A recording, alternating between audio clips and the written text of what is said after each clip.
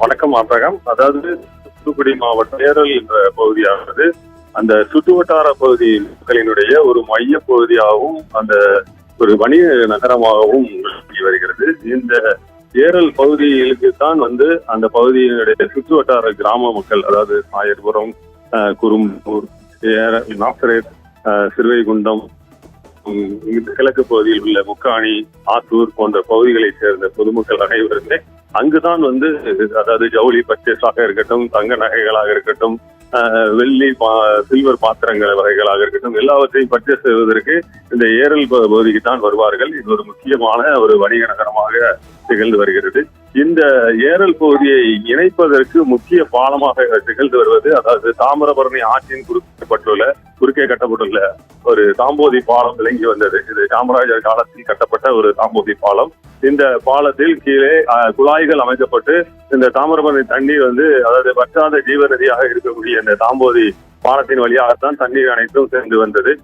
மழை வெள்ள காலங்களில் இந்த பாலத்திற்கு மேலே தண்ணீர் வரும்போது அந்த இடத்தில் போக்குவரத்து இடையூறு ஏற்படுவதால் அந்த இடத்தில் ஒரு மேம்பாலம் கட்டுவது என தீர்மானிக்கப்பட்டு கடந்த அதிமுக ஆட்சியில் இந்த பாலமானது கட்டி முடிக்கப்பட்டது. ஆனால் அவ்வப்போது இந்த பாலத்தின் அவ்வப்போது அதாவது பழுதுகள் ஏற்படுவதும் அதை அடைத்து வைத்துவிட்டு இந்த தாம்போதி பாலத்தின் வழியாக போக்குவரத்தை இயக்குவதுமாக தான் தொடர்கதையாக நடந்து வருகிறது. இந்த நிலையில் கடந்த 2 மாதங்களுக்கு முன்பு கூட இந்த பாலத்தை ஒரு வருடத்திற்கு முன்பாக இந்த பாலத்தில் பழுது ஏற்பட்டு, அதாவது போன வருடத்திற்கு முந்தின வருடம், அதாவது 2023ஆம் வருடம் ஏற்பட்ட மிகப்பெரிய ஒரு வெள்ளப்பெருக்கில் அந்த பாலத்தினுடைய தரையையும் அந்த பாலத்தை இணைக்கக்கூடிய பகுதியில் உள்ள மண் அரிப்பு ஏற்பட்டு அந்த பாலம் அடித்து செல்லப்பட்டது. இதன் காரணமாக இந்த தாம்போதி பாலத்தின் வழியாகத்தான் போக்குவரத்து நடந்து வந்தது. இந்த நிலையில் கடந்த 2 மாதங்களுக்கு முன்பு இந்த பாலத்தினுடைய வேலைகள் அனைத்தும் முடிக்கப்பட்டு போக்குவரத்து ஏற்படுத்தப்பட்டது. இந்த நிலையில் கடந்த 1 மாதத்திற்கு முன்பு அந்த பாலம் பழுது செய்யப்பட்டு சரி செய்யப்பட்டு இயக்கி வந்த நிலையிலும் ஒரு பள்ளம் விழுந்தது. அப்போதும் அந்த இடத்தில் போக்குவரத்துகள் நிறுத்தப்பட்டு உடனடியாக அந்த தரைப்பாலம் வழியாகத்தான் போக்குவரத்துகள் அனுமதிக்கப்பட்டன. இவ்வாறு அவ்வப்போது அந்த மேம்பாலத்தில் பழுது ஏற்படுவதும் அந்த நேரத்தில் இந்த தரைப்பாலம் கை கொடுப்பதுமாகத்தான் திகழ்ந்து வருகிறது. இந்த நிலையில் பார்த்தீர்கள் என்றால் திடீரென இன்று மதியம் இந்த தரைப்பாலத்தை, அதாவது தாம்போதி பாலத்தின் வழியாக செல்கிற வாகனங்களை நிறுத்தும் விதமாக அந்த இடத்தில் ஒரு கம்பி வேலி வைத்து அடைத்து அந்த இடத்தில் அனைத்து போக்குவரத்துகளும் நிறுத்தப்பட்டது. இது அந்த பகுதி மக்களிடையே ஒரு பெரிய எதிர்ப்பை ஏற்படுத்தியது. ஏனென்றால் அந்த பாலத்தின் வழியாகத்தான் இருசக்கர வாகனங்களில் வருபவர்கள் அனைவரும் சென்று வருகின்றனர். மற்றும் போக்குவரத்து, அதாவது அந்த இடத்தின் வழியாக ஏற்கனவே பழகி போய் வந்த 4 சக்கர வாகனத்தினர் கூட அந்த இடத்தின் வழியாக வந்துவிட்டு ஏமாற்றுவதுதான் திரும்பி சென்றனர்.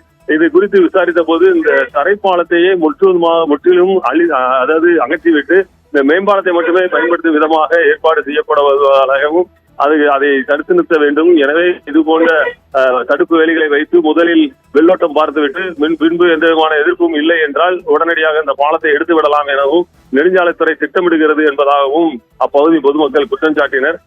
உடனடியாக அந்த பாலத்தை இடித்துவிடக் கூடாது, இந்த பாலமும் புழக்கத்தில் இருக்க வேண்டும். அவ்வப்போது எங்களுக்கு கை கொடுத்து வருவது இந்த பாலம் தான். எனவே இந்த பாலத்தை எடுக்கக்கூடாது, இதை அப்புறப்படுத்தக்கூடாது, இதுவும் இருக்க வேண்டும், அந்த பாலமும் இருக்க வேண்டும் என்பதாகத்தான் அப்போது பொதுமக்கள் கூறுகின்றனர். மேலும் இந்த பாலத்தின் வழியாக தண்ணீர் செல்லும் போது அங்கே தடுப்பணை போல் அது செயல்படுவதாகவும் அந்த தடுப்பணையில் மூலமாக அப்பகுதியினுடைய நீர்மட்டம் பாதுகாக்கப்படுகிறது எனவும், எனவே இந்த பாலத்தை இடிக்கக்கூடாது என்பதாகவும் அந்த பாலத்தை எடுக்கக்கூடாது என்பதாகவும் இப்போதைக்கு இந்த பாலத்தை திறந்து விட வேண்டும் என்பதாகவும் தான் அப்போது பொதுமக்கள் கோரிக்கை விடுத்துள்ளனர். ஆபிரகாம்.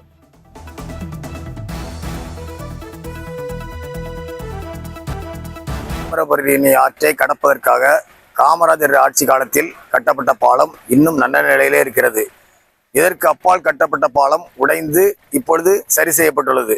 அந்த காலகட்டங்களில் வெள்ள நேரங்களில் எல்லாம் இந்த பாலம் தான் அனைவருக்கும் கை கொடுத்தது போயிட்டு வருவதற்கு.